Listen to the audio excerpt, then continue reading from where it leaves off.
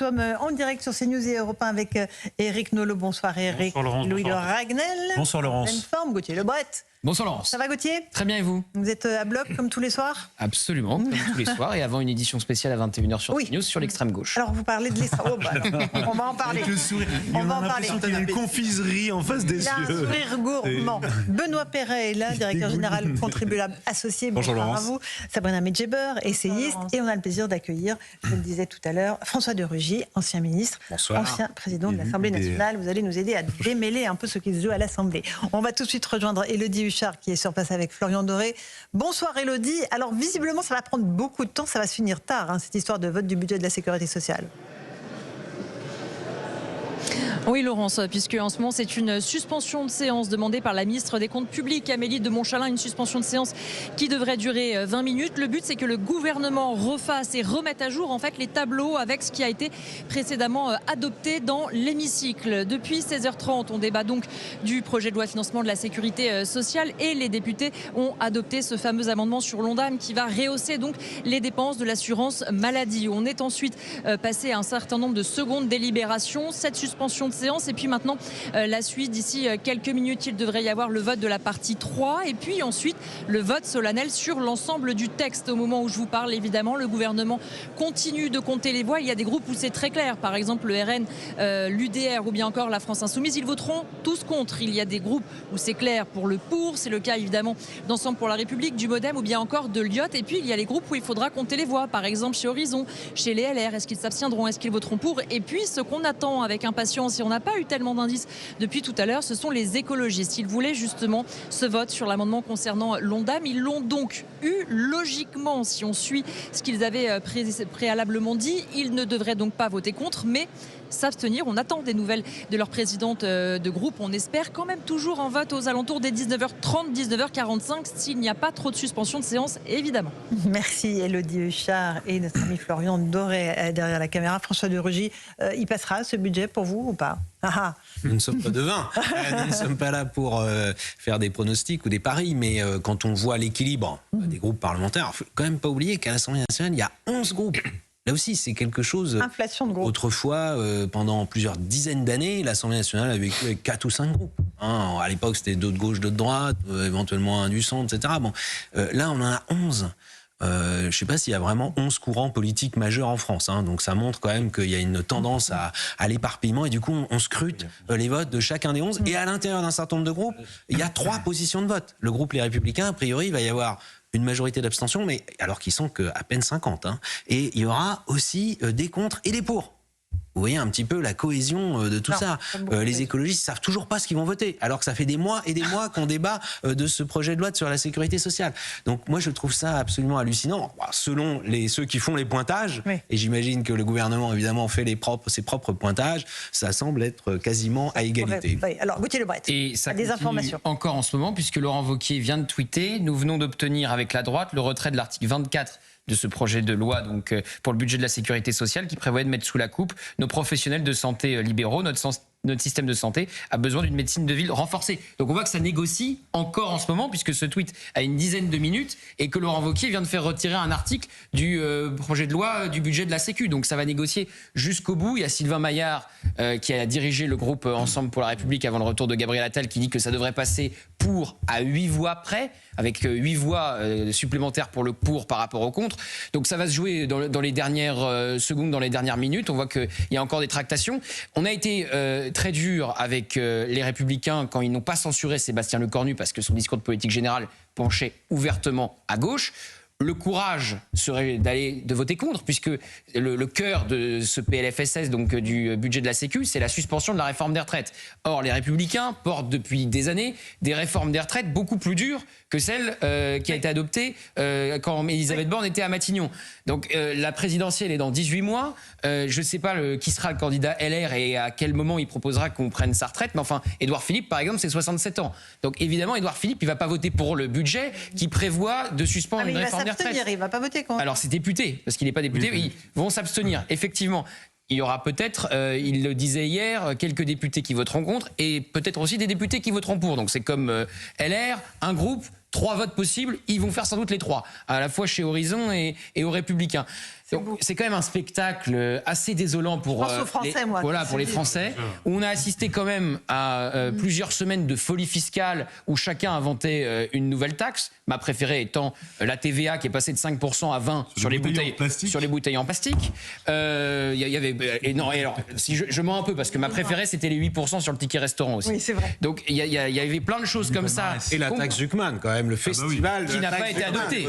Qui n'a pas été Il y a une adopté. pièce de théâtre à faire sur la taxe Zuckman. Bien sûr. Monsieur Zuckman étant dans le rôle titre, bien sûr. Oui, Il a été un acteur de bout en Et le bout. service public. Qu'on ne connaissait pas à la mise en avant le scène. débat et effectivement qui a eu le droit à tous les plateaux télé sur le service public. Monsieur Éric Nolot, vous semblez désespéré. Comme Comme nos d'habitude. téléspectateurs. Ça le conforte dans son foutuisme, donc ça détend son diaphragme. Ah, attendez, Monsieur Nolot, pas tous en même temps. Très détendu en effet. Non, je suis très démuni parce que moi je suis pas diplômé en égyptologie, donc j'ai beaucoup de mal à décrypter ce qui se passe à l'Assemblée nationale. Je crois que beaucoup de Français sont dans mon cas. Ce que j'observe quand même, c'est que la gauche, qui représente quelques pourcents, arrive à influencer de manière décisive le budget. C'est-à-dire maintenant, c'est plus la peine d'avoir la majorité, il suffit de... Parce que les écolos plus les socialistes à la dernière présidentielle, ça fait 5-6%, quoi, hein, même additionné. Et c'est pourtant eux qui pèsent sur le budget. Donc il y a une forme de dévoiement, je trouve, de la démocratie. Et j'en appelle, comme beaucoup de Français, au général de Gaulle, qui se défiait beaucoup des partis, qui, à un moment, étaient la solution de la démocratie, qui commence à en être le problème. Ou qui continue plutôt d'en être le problème. Benoît Perrin, concrètement, si ce budget passe, pour les Français, ça veut dire quoi? Alors, ça veut dire qu'il y a les prestations sociales, on n'y touche pas. Exactement. Ça veut dire que déjà, il n'y a pas de gel des pensions de retraite, il n'y a pas de gel des prestations sociales, qui était effectivement une vraie mesure pour le coup d'économie dans le projet initial du gouvernement. Donc ça, on oublie. Il y a ceux qui vont bénéficier de soins, donc typiquement l'assurance maladie. On voit bien que le gouvernement est dans une situation finalement simple, c'est-à-dire qu'il cède à tout. L'objectif, c'est d'avoir un compromis coûte que coûte, et c'est vraiment coûte que coûte, quel que soit le prix. Et là, on sait bien effectivement que là, on va avoir effectivement des dérapages assez importants dans le domaine de la santé qui n'étaient pas prévus. L'objectif d'augmentation du budget santé, c'était seulement 1,5%. Et là, on s'oriente plutôt vers une augmentation de 3%. Vous voyez, mais sauf que là, on parle de milliards d'euros, hein, on ne parle pas simplement de 2 millions. Donc c'est conséquent. Et puis en revanche, il y aura des perdants. Les perdants, ce sont les épargnants, avec typiquement une hausse de la CSG. Vous aurez ceux qui ont une complémentaire santé qui vont voir leur cotisation augmenter. Et puis vous avez surtout les générations futures, parce qu'on voit bien qu'il y a une partie de la dette de la sécurité sociale qui va être transférée à un véhicule qui a été créé pour ça en 1996, qui s'appelle donc la CADES, la Caisse d'amortissement de la dette sociale, qui permet en quelque sorte de gérer la dette de la sécurité sociale. Donc, quand on transfère de la dette, qu'est-ce qui se passe? Eh bien, ce sont les générations futures qui vont payer. Et là, il faut bien comprendre qu'on ne fait que mettre la poussière sous le tapis. Demain, là, le déficit de la sécurité sociale, ça sera entre 20 et 30 milliards, donc entre 2 et 3 fois le budget de la justice, qui n'est quand même pas une paille.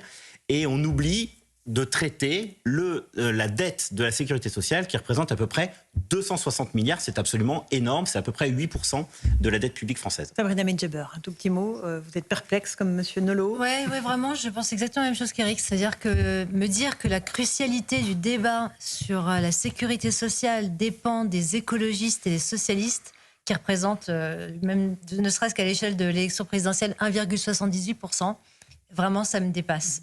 C'est hallucinant. Dernier mot à Louis de Ragnel. Moi, je trouve que ce qui est terrible, c'est que ces débats sont d'un ennui abyssal et aux conséquences monstrueuses.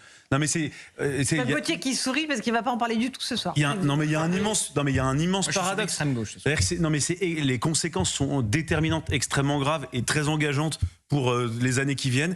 Et par ailleurs, c'est extrêmement ennuyeux, c'est désespérant et il n'y a pas beaucoup d'espoir dans tout ce qu'on voit.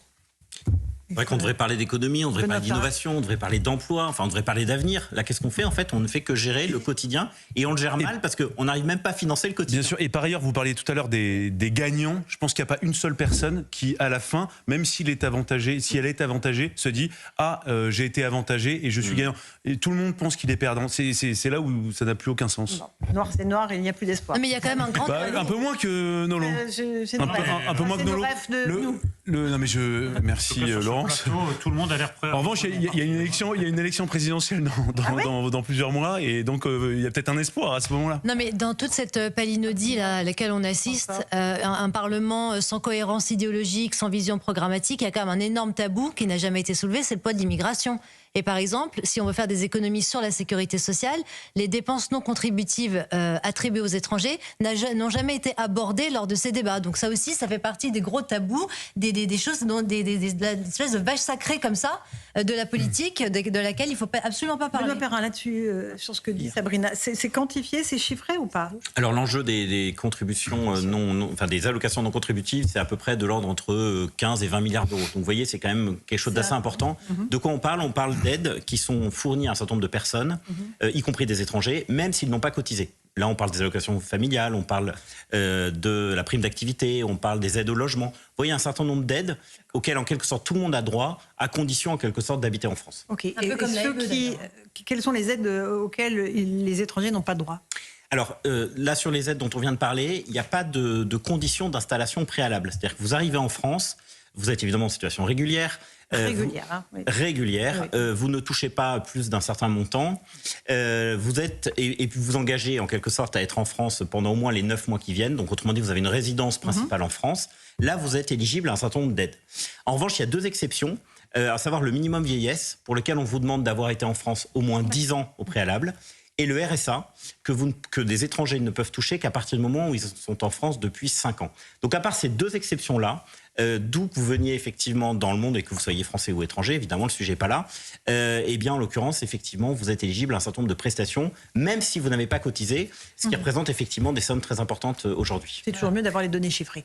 Un dernier mot là-dessus, François de Rugy? Oui, il y a un résultat que vous avez donné tout à l'heure, mais juste comme ça globalement, cette fameuse hausse des dépenses d'assurance maladie, elle est votée par 259 voix pour et 64 contre. Et quand on veut voter une hausse de dépenses, alors là, on a une majorité sans problème. Il faudrait d'ailleurs savoir qui sont les 64 courageux qui ont voté contre, parce que c'est quand même plus que l'inflation. Hein. C'est-à-dire qu'on admet l'idée qu'il faut que les dépenses d'assurance maladie, donc de santé, de remboursement, de l'hôpital, aillent plus vite que l'inflation.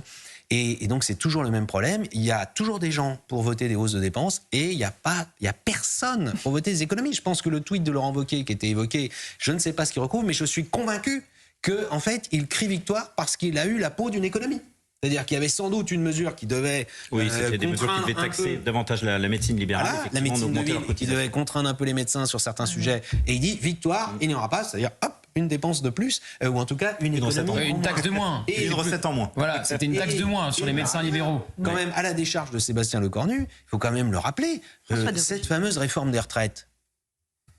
D'abord, LR, je le rappelle, a failli faire tomber le gouvernement d'Elisabeth Borne dessus. Hein. Donc LR, ils n'ont pas tous été pour. Alors ceux du Sénat étaient pour, c'est vrai, et ceux de l'Assemblée, beaucoup moins. Pourquoi? Parce qu'ils se disaient, tiens, s'il y a une élection dans quelques mois... et notamment les députés de Laurent Wauquiez d'Auvergne-Rhône-Alpes. Hein, ne l'oublions pas. Mais au-delà de cela, cette réforme des retraites est très impopulaire. Et si vous faites le moindre sondage... aujourd'hui, c'est très clair. Il y a une majorité écrasante, mais c'est du style 75 à 80% des Français qui disent non, pas de réforme des retraites qui allonge la durée de travail. Donc malheureusement, en effet, comme l'a dit Eric Nolot, il faut du courage.